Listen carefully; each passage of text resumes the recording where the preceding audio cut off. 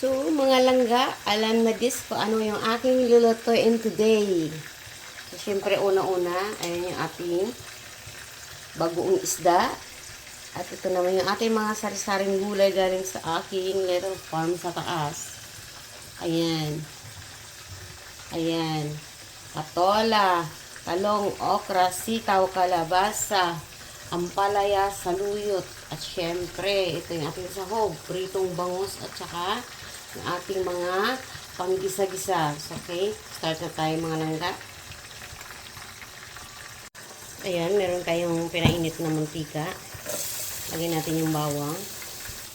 So, nagbo-brown-brown na yung ating bawang. Lalagyan na natin yung ating sibuyas, kamatis, at saka luya. Halo-halo lang. Lalagay na rin natin yung ating bagoong.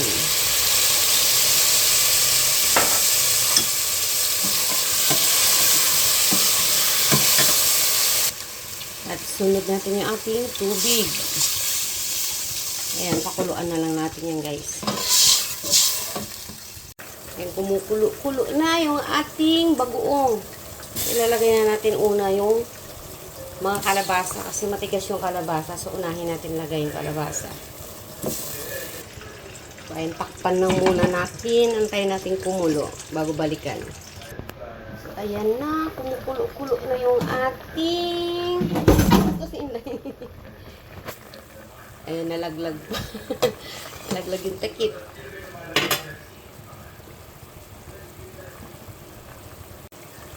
So, ayan na siya, guys.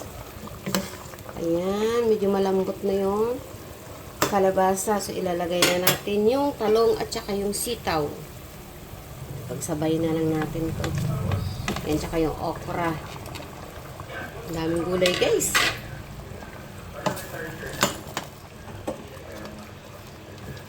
Tapos, takpan na lang uli natin yan, guys. So, mukhang malambot na yung ating talong. Ilalagay na natin yung patola at saka yung ampalaya.